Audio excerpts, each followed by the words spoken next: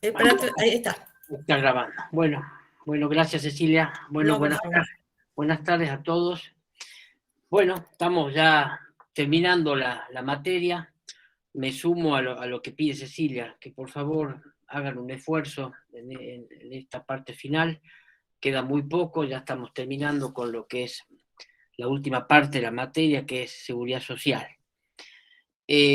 Bueno, si bien ya lo vieron, quiero algunos conceptos antes de entrar a jubilaciones y pensiones, refrescárselos, porque veo que en los parciales o en los exámenes les cuesta muchísimo algunas cuestiones relacionadas con la seguridad social, en donde, insisto, ustedes lo que tienen que tener pleno conocimiento son de los conceptos básicos o esenciales frente a qué cuestión estamos en este derecho especial dentro del derecho del trabajo.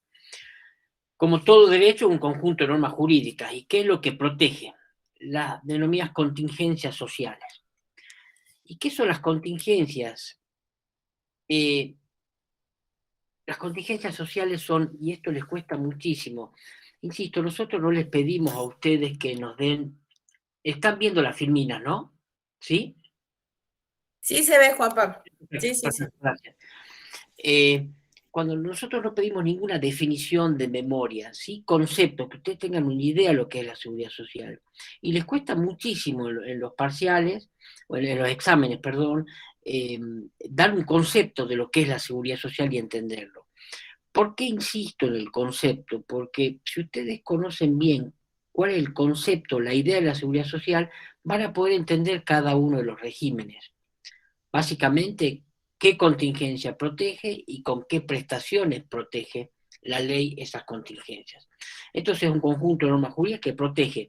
Acá vamos a ver, ustedes ya lo han visto con los otros profesores, que a diferencia del derecho individual, donde estamos frente al trabajador individualmente considerado y el empleador individualmente considerado, en el derecho colectivo, donde estamos frente al trabajador o empleador ya colectivamente considerados a través de asociaciones sindicales de trabajadores o cámaras empresariales, uniones industriales, etcétera, etcétera, el derecho de la seguridad social es un derecho mucho más amplio, protege a un cúmulo de, no solamente al trabajador en relación de dependencia, sino también al trabajador autónomo e inclusive al trabajador desempleado.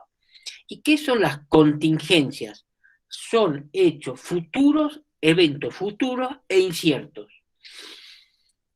¿Qué producen estos hechos futuros e inciertos? Como por ejemplo un accidente del trabajo, una enfermedad del trabajo, el hecho de haber tenido, de llegar a la vejez, el hecho de que se haya fallecido el marido, el esposo o la mujer o quien estuviese a cargo, el hecho de que la madre quede embarazada, que tengan un hijo, que los chicos vayan al colegio, ¿sí? El hecho de enfermarse, el hecho de eh, perder el trabajo, etcétera, etcétera, ¿sí? Entonces, esto es un hecho futuro e incierto. ¿Qué causa? Le genera al individuo cargas económicas suplementarias. Tengo que pagar los remedios, tengo que pagar los tratamientos médicos, tengo que pagar los útiles escolares, tengo que pagar el seguimiento de mi maternidad, tengo que pagar el nacimiento de mi hijo, tengo que, si no puedo trabajar más porque soy viejo, voy a tener que ver cómo consigo dinero para solventar mis gastos, etcétera, etcétera. Si me genera un accidente o enfermedad del trabajo, también voy a tener que ver cómo solvento todos los gastos que me pueden generar este hecho futuro e incierto. Me disminuye la capacidad de individuo. ¿Y qué son estas cargas económicas suplementarias? Son las que yo les decía recién. Son todos los gastos que los que incurre el individuo para ¿qué? Para cubrir este hecho futuro e incierto. ¿Sí? Entonces, eh, tienen que tener en cuenta bien este concepto de la seguridad social, porque la seguridad social regula las llamadas contingencias sociales, hechos futuros e inciertos, que disminuyen la capacidad de ganancia del individuo, generándole cargas económicas suplementarias. Grábense este concepto, porque si ustedes entienden este concepto van a poder entender cada uno de los regímenes, van a poder entender el régimen de jubilaciones y pensiones, el de obras sociales, asignaciones familiares, riesgo del trabajo, seguro, desempleo y demás. ¿Sí? Como todo derecho, derecho está regido por un cúmulo de normas. Partimos de la Constitución Nacional, el artículo 14 bis, que acuérdense que en la tercera parte ya protege al individuo con todos estos beneficios de la seguridad social. Y cada una de estas leyes relacionadas con la seguridad social que vamos a ir viendo, ¿sí? Como todo derecho, y en esto voy un poco rápido porque no es el tema de la clase de hoy, pero se los quería refrescar y por favor traten de seguirlo. Estas filminas yo también se las puse en el aula virtual. Como todo derecho, como el individual y el colectivo del trabajo, el principio, el derecho a la seguridad social también tiene una serie de principios que lo regulan, ¿sí? Y las contingencias, como yo les decía, es muy importante saber cuál es la contingencia. La contingencia, acuérdense, hecho futuro e incierto, que le genera cargas económicas suplementarias al individuo y necesita de qué? Necesita una cobertura económica, porque todas estas cargas generan cobertura. Biológicas, la maternidad, la vejez, la muerte. Patológicas, enfermedades, accidentes del trabajo, inculpables, la invalidez. Sociales, la carga de familia, el desempleo. ¿Y cómo se las cubre estas contingencias? A través de prestaciones, servicios, beneficios, en dinero, especies o normales, ¿sí? Entonces, una vez que tengan en cuenta esta parte general de lo que es la seguridad social, y disculpen que que les insista en esto, vamos a entrar a ver el régimen de jubilaciones y pensiones, ¿sí? Pero por favor, cualquier duda la plantean. Yo veo que les cuesta muchísimo el régimen de la seguridad social. Entiendo que es complejo, pero a los fines didácticos y prácticos de nuestra materia, lo más importante es que ustedes sepan cuál es el concepto, cuál es la idea de la seguridad social, que conozcan los principios, los caracteres, y que conozcan cada uno de los regímenes. En cada uno de los regímenes, ¿qué es lo importante que ustedes conozcan? ¿Cuáles son los sujetos comprendidos y los sujetos excluidos? ¿Sí? ¿Cuáles son las contingencias cubiertas y con qué prestaciones se cumplen esas contingencias? ¿Sí? Y cómo se financia el sistema. ¿Sí? Básicamente ustedes tienen que partir de hacer un cuadro sinóptico de cada una de estas leyes para poder comprenderlas y que no se les dificulte el estudio de la materia. El sistema integral de jubilaciones y pensiones. El marco legal, partimos de la Constitución Nacional, como le decía recién, en el artículo 14 bis, en la tercera parte, que establece jubilaciones y pensiones móviles, ¿sí? Ya vamos a ver enseguida de qué se trata la movilidad, o ya les puedo ir adelantando. La idea de la movilidad es que el jubilado cobre un porcentaje del haber que cobra un dependiente de la misma categoría profesional en actividad, ¿sí? Si generalmente es el 82% móvil, ¿sí? El porcentaje varía según los regímenes. Hay regímenes especiales que dan un mayor porcentaje y otros, ¿sí? Pero entonces, la idea de la movilidad es, y este es un tema que se sigue discutiendo actualmente, cómo asegurar que el jubilado cobre un porcentaje del haber, un porcentaje móvil, porque esto va, si al haber, perdón, un porcentaje del sueldo que cobra un agente de actividad de la misma categoría profesional, las mismas funciones, en actividad. Si a la gente en actividad se le sube el salario, a la gente jubilado también se le va a subir, porque va a ser móvil, se va a ir moviendo a medida que sube el haber de un agente en actividad. Se han practicado a través de las distintas leyes y en procura de reglamentar este artículo 14 bis de la Constitución Nacional en cuanto a la jubilación y pensiones móviles, se han establecido a lo largo del tiempo distintas fórmulas y distintos mecanismos. Algunos muy complejos, otros poco comprensibles. Desde mi punto de vista, a ver, el problema hoy es que el sistema jubilatorio está quebrado porque las cajas de jubilaciones han sido vaciadas, hoy no tienen plata. Los aportes y contribuciones al régimen de jubilaciones y pensiones que efectúan hoy los agentes en actividad no alcanzan para cubrir las jubilaciones y pensiones de todos los agentes jubilados y pensionados, ¿sí? generalmente todas las jubilaciones y pensiones se cubren con parte del impuesto a las ganancias y otros aportes que se van haciendo del Estado Nacional. Tenemos que tener en cuenta, a su vez, la Ley 2441, el Sistema Integrado de Jubilaciones y Pensiones, la Ley 26417, Movilidad Previsional, y la Ley 26425, Sistema Integrado Previsional Argentino, en donde todas estas leyes lo que buscan es unificar el sistema, establecer un solo régimen. Tenemos un régimen de reparto. La Ley 24241 antes estableció un régimen de capitalización a través de la AFJP. Ese sistema ha quedado derogado y solamente tenemos un sistema de reparto solidario. Aquí son aplicables los principios generales de la seguridad social que ustedes ya han visto, ¿sí? Es un régimen solidario. Todos aportamos, todos hacemos aportes y contribuciones en procura de ¿qué? De llegar al mismo fin, el pago de jubilaciones y pensiones a los agentes en condiciones de obtener tales beneficios, ¿sí? La ley 26417 y 26425 lo que insisten en todo el procedimiento y mecanismo de movilidad de las prestaciones previsionales. Insisto, que las jubilaciones sean móviles y que tengan relación directa e inmediata porcentual con el haber que cobra un agente en actividad. ¿Alguna duda hasta acá? ¿Ninguna? Acuérdense que cuando ustedes van a trabajar en un régimen legal determinado, no solamente tienen que tener la Constitución, las leyes especiales, generales y especiales en materia, sino todas las normas, decretos y resoluciones complementarias. Como yo les decía recién, lo importante en este derecho a la seguridad social es que en cada una de las instituciones que veamos o regímenes que veamos, ustedes sepan cuáles son las contingencias cubiertas, cuáles son las prestaciones, sujetos incluidos, sujetos excluidos. ¿Cuál es la contingencia? Acuérdense, hecho futuro e incierto que genera cargas económicas suplementarias, ¿sí? En este caso cubre la vejez, la invalidez y la muerte.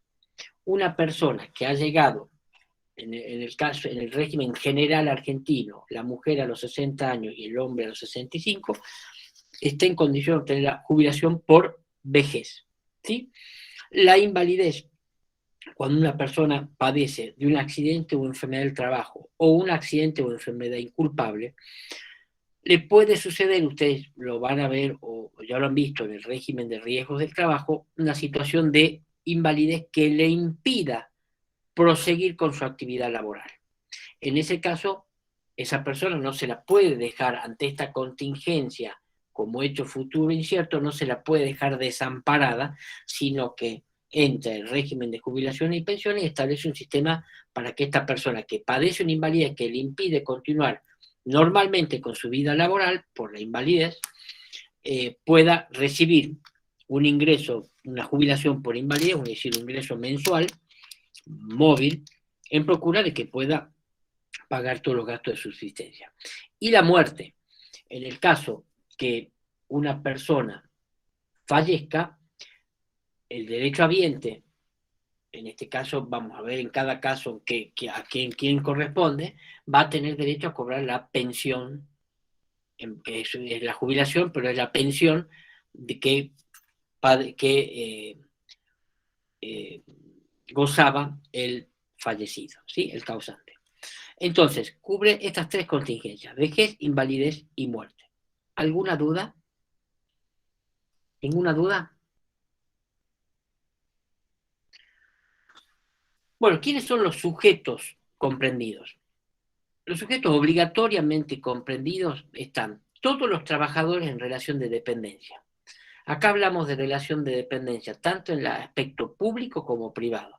Es decir, todos los trabajadores del Estado nacional, provincial o municipal están comprendidos en el régimen de jubilaciones y pensiones, obligatoriamente.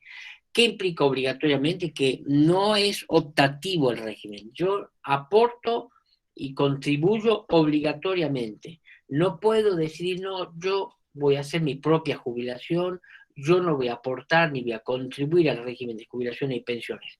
El régimen es obligatorio y solidario. También están incluidos los trabajadores autónomos. Vemos que ya ampliamos el espectro, ya es un derecho más universal, como yo le decía al principio de la clase, ¿sí? Entonces, no solamente van a estar los trabajadores en relación de dependencia pública-privada, sino también los trabajadores autónomos. Van a estar también obligatoriamente incluidos los diplomáticos, los socios, etcétera, etcétera. También la ley establece un sujeto que voluntariamente, en este caso sí la ley dice, bueno, hay determinados trabajadores que pueden incluirse en el régimen de jubilaciones y pensiones. En este caso, por ejemplo, los directores de sociedades, los miembros del consejo de administración de las cooperativas, los titulares de condominio, las sucesiones indivisas, etcétera, etcétera. ¿Sí? Y por último, la última categoría son los trabajadores, los sujetos, no trabajadores, perdón, los sujetos exceptuados. Los profesionales, investigadores, científicos, técnicos contratados en el extranjero. Ellos ya no, están exceptuados, ellos no deben. No se comprende por qué la ley no los incluye en la posibilidad de ser voluntarios. Pero bueno, el régimen establece estas tres categorías de sujetos. ¿Sí? Entonces, acuérdense que cubrimos las contingencias de vejez, invalidez y muerte. Muerte, cuando hablamos de muerte del sujeto que gozaba del beneficio previsional. En este caso, del beneficio previsional, o gozaba, o muerte de la persona que en actividad tenía un sueldo determinado. En este caso, al derechohabiente le va a corresponder la pensión por fallecimiento. Bueno, otro tercer aspecto que tienen que tener en cuenta en cada uno de los regímenes de la seguridad social es no solamente las contingencias, sino también cuáles van a ser los sujetos incluidos y excluidos, sino también cuál va a ser la remuneración y los aportes y contribuciones.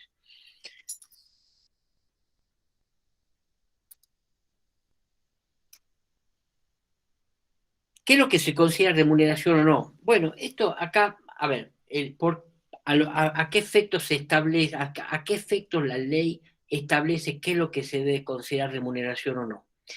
La ley establece lo que se considera remuneración a los efectos de la ley de jubilaciones y pensiones, por cuanto de esa remuneración se efectúan los aportes y contribuciones, y tenemos en cuenta también lo que es la remuneración a los efectos de la movilidad provisional, ¿sí?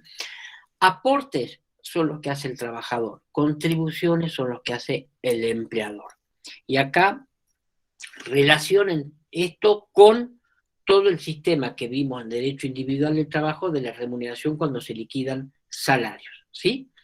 Entonces, básicamente ustedes tienen que tener como en todos los casos que vimos hasta ahora, por ejemplo, en el caso de enfermedades y accidentes inculpables, cuando vimos el tema de salario y demás, que remuneración es todo ingreso que tiene el trabajador como consecuencia de su trabajo.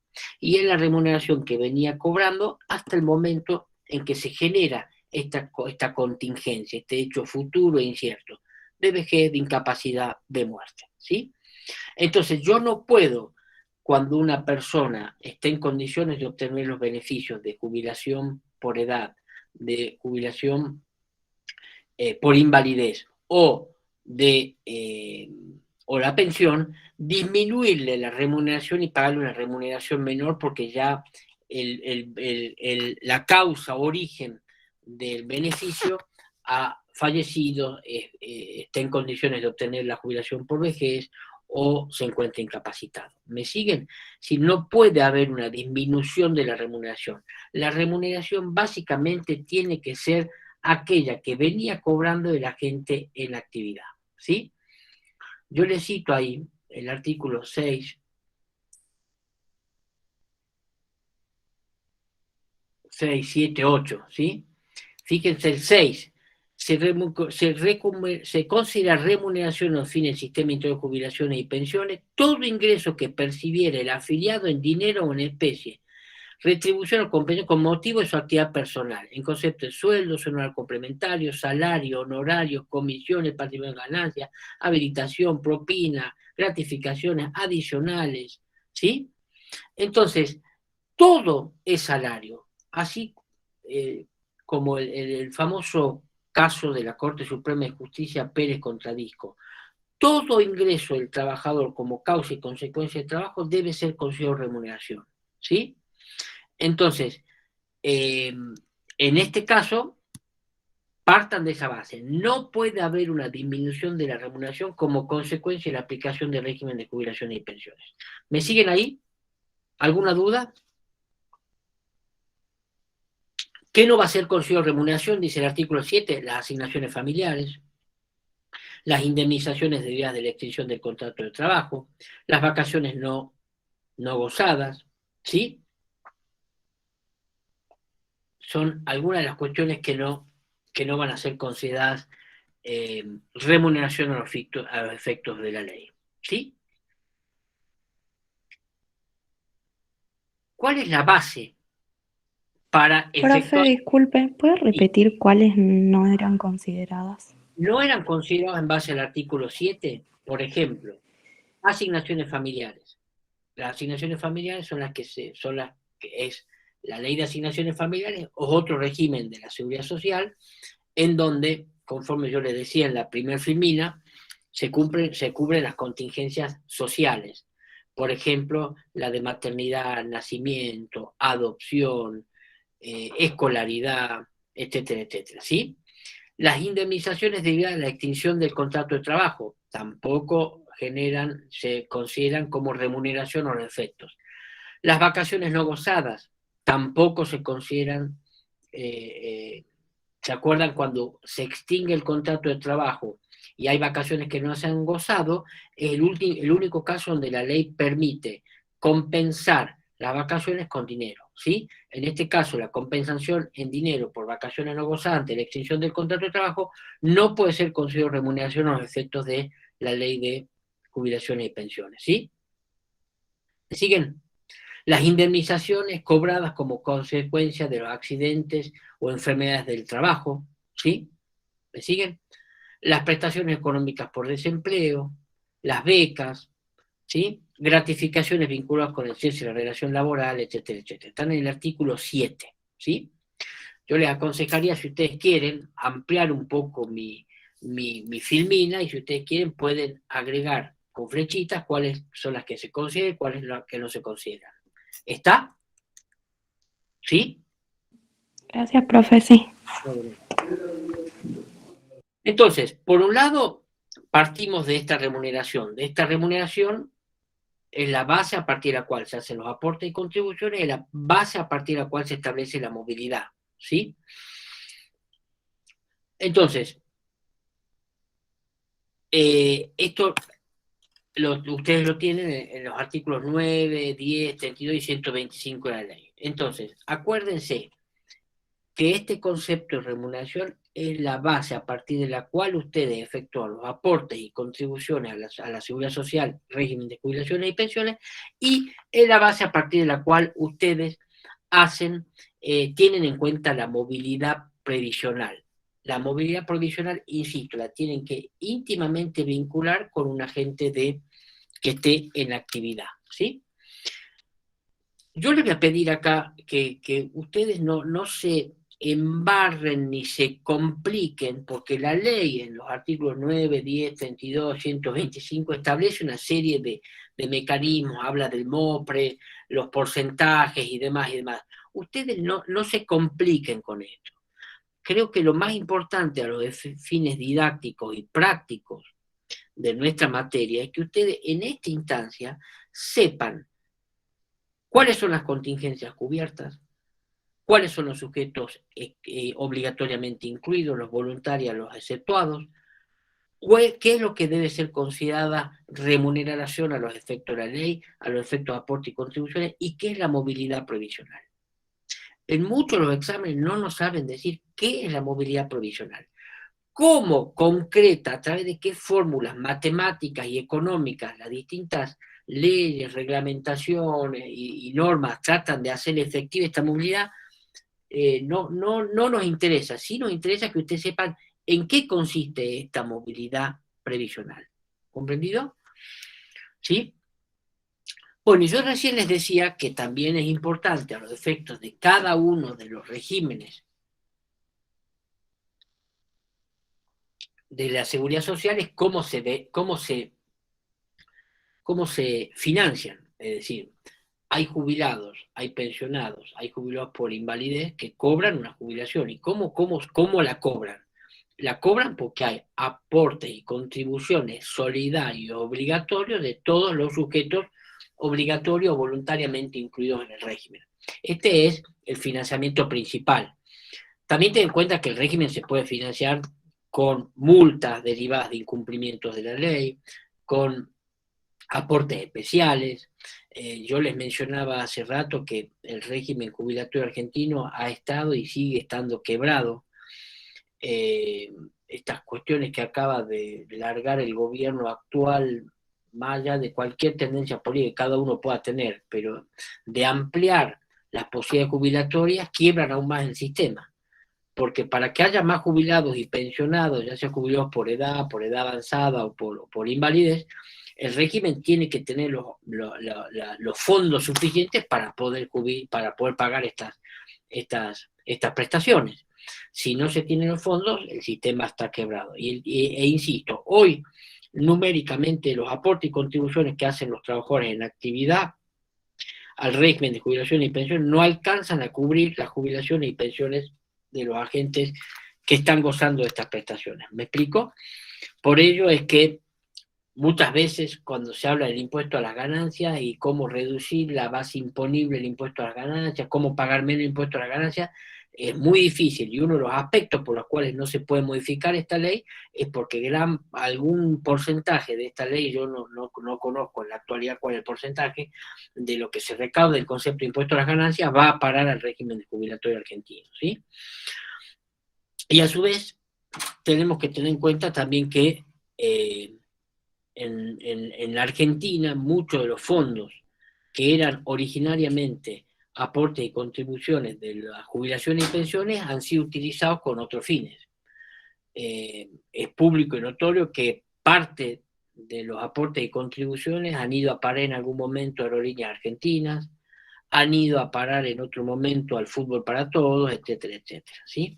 Entonces, es muy importante que todos nos vayamos haciendo una idea de que el sistema funciona en la medida que los aportes y contribuciones se hagan en base a la remuneración que establece la ley y que esto tiene que generarse cajas especiales en donde no haya un desvío de fondos y los fondos sean para pagar mejores jubilaciones a nuestros abogados jubilados, ¿sí?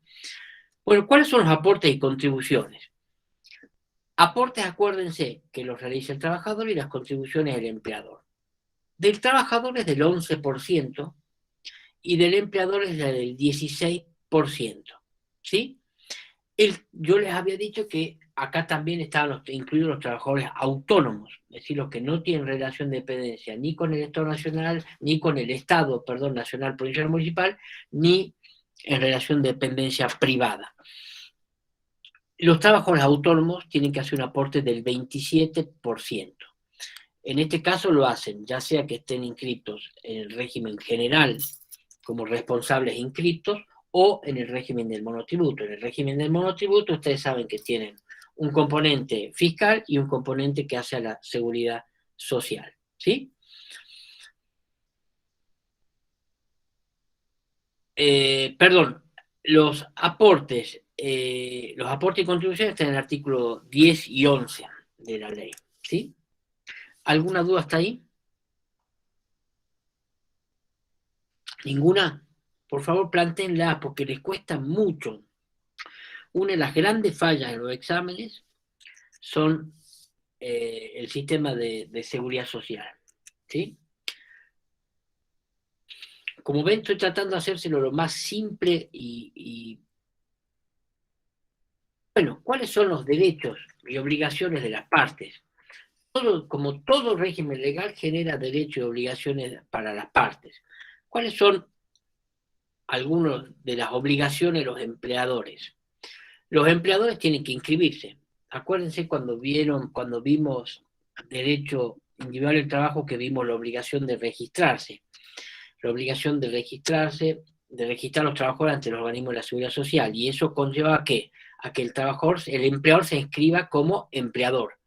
Al inscribirse como empleador e inscribirse como empleado, ingresa los aportes a la Seguridad Social, ¿sí?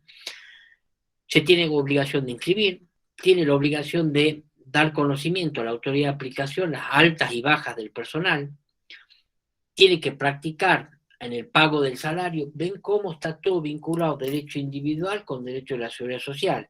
Tienen, cuando liquide salarios conforme lo establece la ley de contrato de trabajo, tienen que efectuar las deducciones de aportes y contribuciones a la Seguridad Social. Estas deducciones que se hacen de los aportes y las contribuciones que el propio empleador tiene que hacer, las tiene que depositar en el sistema de la Seguridad Social, hoy se hace a través del formulario 931. Tiene obligación de mantener actualizados sus registros, dar toda la información, cumplir en tiempo y forma con todas las obligaciones y cargas legales.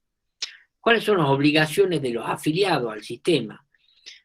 Al igual que el empleador, tiene la obligación de suministrar toda la información y documentación que tenga vinculación con el sistema, ¿sí? Es decir, tengo que presentar las declaraciones que haya juradas, denunciar el cambio de domicilio, denunciar cualquier cambio en mi situación personal o laboral, etcétera, etcétera, ¿sí?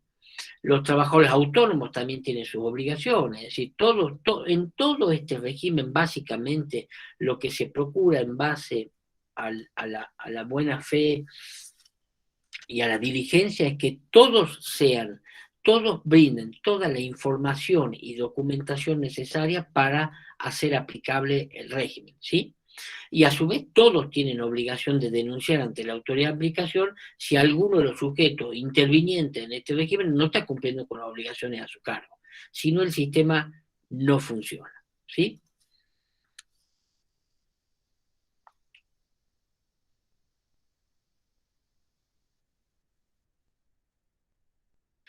¿Cuáles son los caracteres de las prestaciones? Bueno, a ver, volvamos al inicio, por eso yo le hice un pantallazo general que ustedes ya los vieron con los otros profesores de lo que es la seguridad social. Derecho que cubre las llamadas contingencias sociales. Contingencias sociales, hechos futuros e inciertos que disminuyen la capacidad de ganancia del individuo generándole cargas económicas suplementarias. ¿Y cómo se cubren estas contingencias, este hecho futuro e incierto, en el caso de la ley que estamos viendo de vejez, de muerte o de invalidez? A través de prestaciones. ¿Cuáles son las prestaciones propias del derecho de las jubilaciones y pensiones? La jubilación propiamente dicha, es entre comillas, una remuneración que el trabajador jubilado va a continuar percibiendo hasta su muerte, ¿sí? En el caso de la pensión, el derecho habiente; en el caso de la invalidez, la persona que padezca la invalidez, ¿sí? ¿Sí? Y acuérdense que esta prestación es móvil en relación a un agente en actividad de la misma categoría profesional. ¿Cuáles son los caracteres? Acá volvemos son similares a los caracteres de un salario, porque estamos frente a una prestación que constituye básicamente un salario. Si bien no es un salario de un agente en actividad, es un salario de un agente que padece una determinada contingencia, ¿sí? Son personalísimas, es decir, son de cada agente, no es de cada sujeto, no puede pertenecer a terceros, ¿sí? No pueden ser enajenadas ni afectadas a terceros, al igual que el salario. Yo no puedo vender mi jubilación, mi pensión, mi jubilación por invalidez, como tampoco la puedo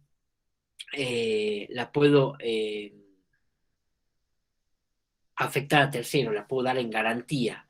Cuando hablamos de afectación a terceros, es que la puedo dar en garantía. No puedo dar en garantía mi jubilación para el pago de un alquiler, para el pago de un pagaré, para el pago de una compra de un electrodoméstico en el comercio, ¿sí? En los hechos lo hacen, pero no es válida, ¿sí? Son inembargables, igual que el salario, inembargables, salvo cuestiones alimentarias, ¿sí? Las deducciones están permitidas, las deducciones permitidas por ley, al igual que el salario, son imprescriptibles, no prescriben. Yo tengo el derecho hasta tanto en cuanto se den los requisitos o parámetros que establezca la ley.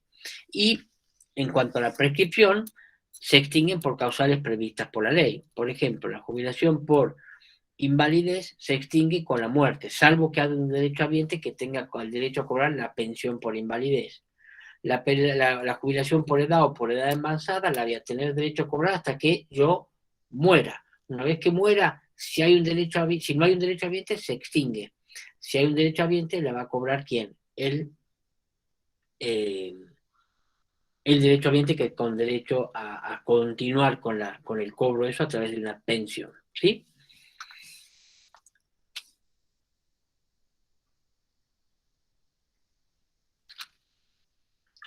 El sistema integral previsional argentina. Yo les había mencionado la ley 26.425, que unifique el sistema, elimine el régimen de capitalización y AFJP.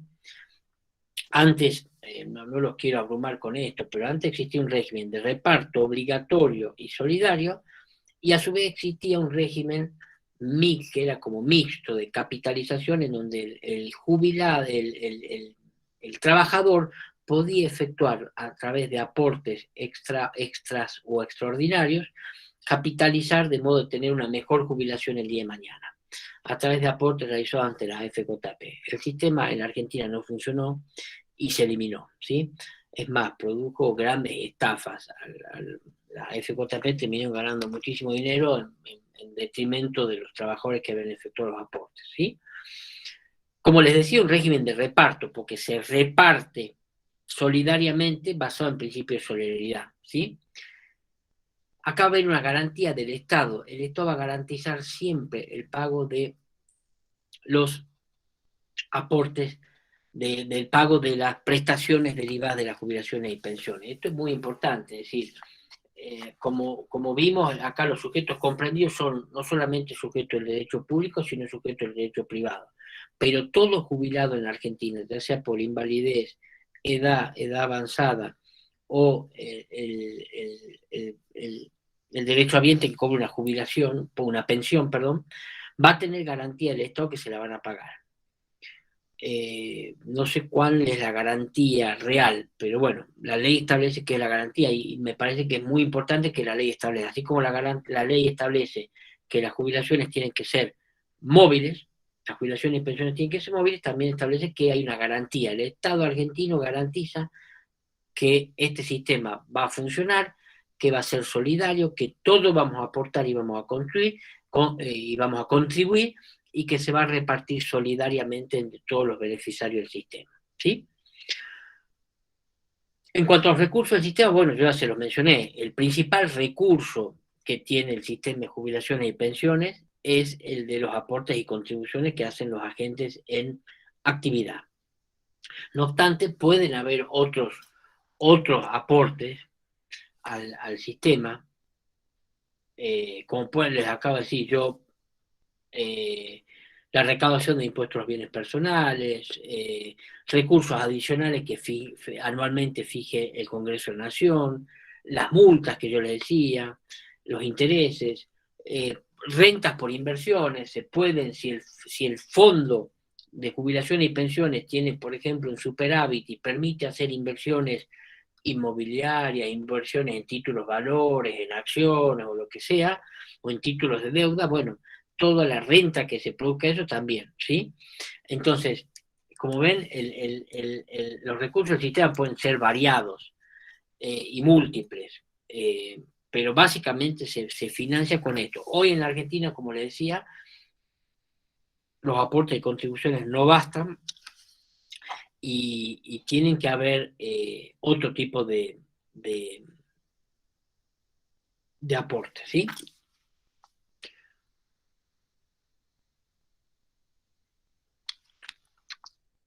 ¿Cuáles son las prestaciones? Acuérdense, contingencia social, vejez, edad avanzada, invalidez o muerte, fallecimiento. Y esto genera distintas prestaciones. Tenemos la prestación básica universal, la prestación compensatoria, el retiro por invalidez. La prestación básica universal es la prestación que van a cobrar generalmente todos los jubilados mediante un cálculo económico en base al MOPRE, ¿sí? Es una unidad una unidad móvil previsional, pero básicamente el régimen de jubilaciones y pensiones se cubre con prestaciones económicas, ¿sí? Dinerarias. Vimos en la primera filmina que el régimen, por ejemplo, el régimen de riesgos del trabajo, accidentes, enfermedades, por un lado tenemos prestaciones económicas, dinerarias, y por otro lado tenemos que prestaciones en especie, como pueden ser tratamientos médicos, remedios, para tratamientos ortopédicos, etcétera, etcétera. Lo mismo pasa en el régimen de obras sociales, podemos tener prestaciones en dinero y prestaciones en especie, ¿sí? Las prestaciones, por ejemplo, del régimen de asignaciones familiares son prestaciones dinerarias. Las prestaciones en el régimen de desempleo, una prestación dineraria. Las prestaciones en el régimen de la jubilación y pensiones es una prestación dineraria. Se paga, insisto, entre comillas, un salario, que es ese salario, esa pensión, esa jubilación, constituye un monto de dinero que va a ser móvil y que constituye un porcentual del salario que cobra un agente en actividad, ¿sí? Entonces, hay distintas prestaciones que establece la ley. Yo no los quiero abrumar con las prestaciones, pero ustedes tienen que saber que la prestación básica universal del artículo 19 van a tener derecho, ¿quiénes? Todo hombre que hubiese cumplido 65 años de edad o la mujer que hubiese cumplido 60 años de edad y que acrediten 30 años de servicio con aportes al régimen de jubilaciones y pensiones, ¿sí? Entonces, la prestación básica universal, acuérdense, hombres que tengan 65 años, mujeres que tengan 60 años y acrediten 30 años de servicio con aportes, ¿sí? Por ello es muy importante cuando se extingue la relación de trabajo y conforme lo vimos cuando vimos derecho, obligación de las partes y registración del contrato de trabajo, que se emita la correspondiente certificación de servicios y remuneraciones con la constancia de pago de aporte y contribución a la seguridad social. Esa certificación, esas dos certificaciones nos sirven para que el día de mañana nosotros podamos iniciar el trámite de jubilaciones y pensiones. Con eso acreditamos los aportes, acreditamos los servicios y acreditamos la realización de aportes. ¿Sí? ¿Me siguen? Esta es la prestación básica universal.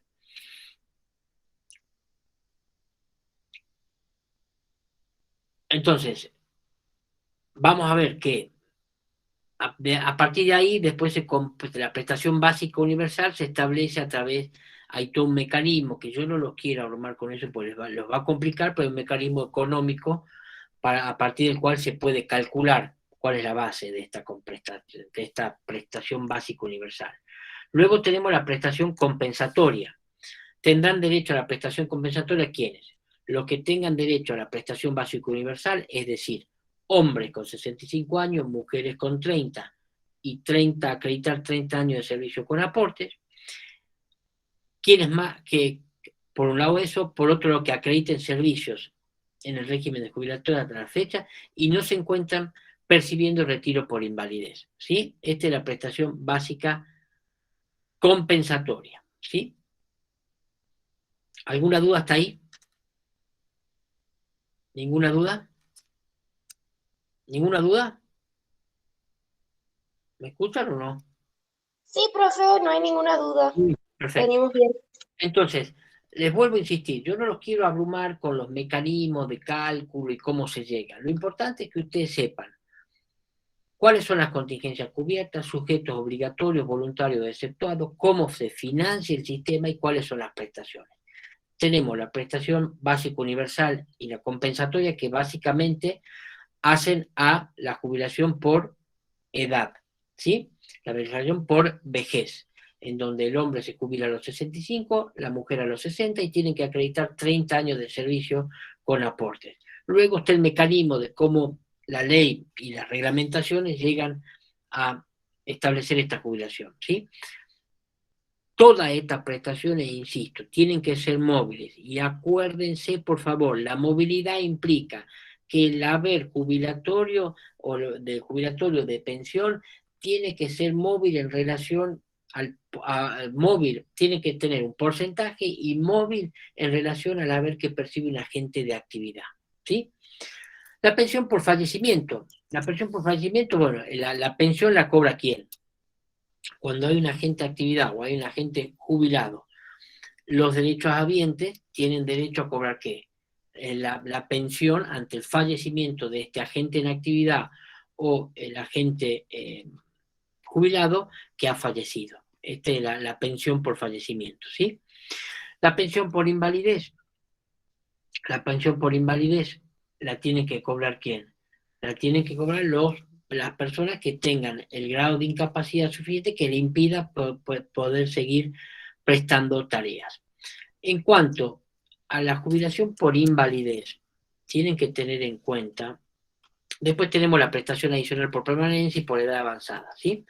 En cuanto a la pensión por invalidez, se han cometido a lo largo de la historia en Argentina numerosos abusos y se han jubilado muchísimas personas que no tenían la invalidez.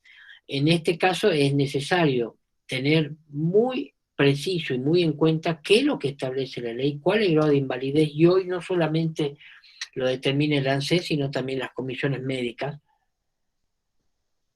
que han logrado establecer un sistema bastante controlado. Hay veces que, por supuesto, se cometen algún tipo de injusticia, pero que han logrado parar un poco este procedimiento de abuso, ¿sí? ¿Alguna duda hasta acá? ¿Ninguna? No, profe, hasta ahora no. Bueno, por último, y con esto vamos terminando, vamos viendo la autoridad de aplicación. La autoridad de aplicación es la ANSES, la Administración Nacional de Seguridad Social, y hay un consejo de fondo de garantía, de sustentabilidad, todos estos organismos con muchas palabras, pero poco eficaces en la práctica, ¿sí?